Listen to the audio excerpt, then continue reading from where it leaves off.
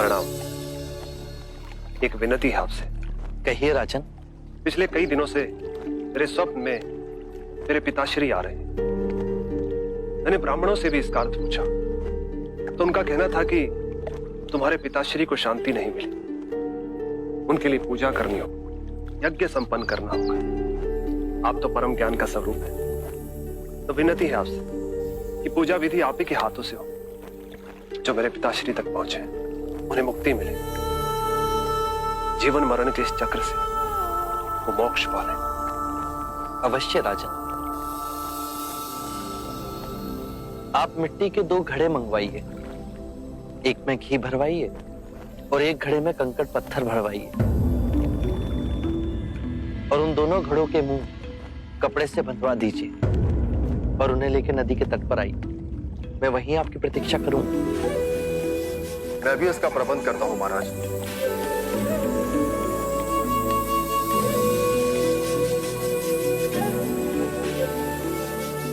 महाराज, अब आप इन दोनों घड़ों को पानी में डाल दीजिए।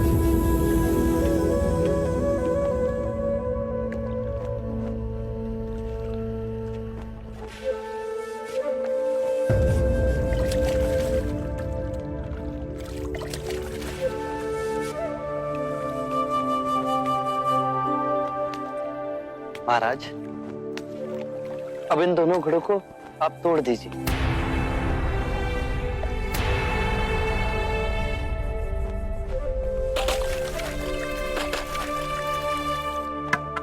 महाराज, अब आप ध्यान से देखिए कि ऊपर उठ पानी पर तैरने लगा।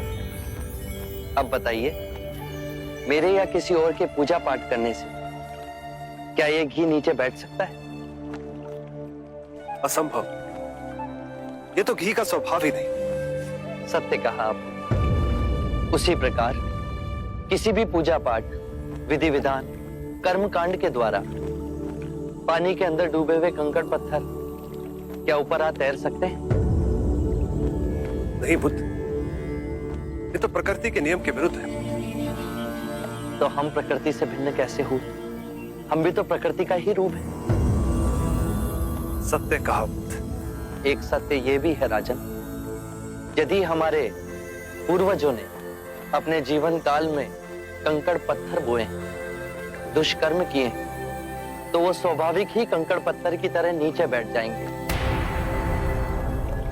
और यदि उन्होंने अपने जीवन काल में सत्कर्म किए तो स्वाभाविक ही घी की तरह ऊपर आ तैरने लगेंगे। जो बोएंगे वही काटेंगे। परंतु इस शरीर रूपी जीवन काल में ही नहीं, अपितु इस शरीर रूपी जीवन काल के पश्चात वाली यात्रा में भी हम जैसे कर्म करेंगे वैसा ही फल मिलेगा।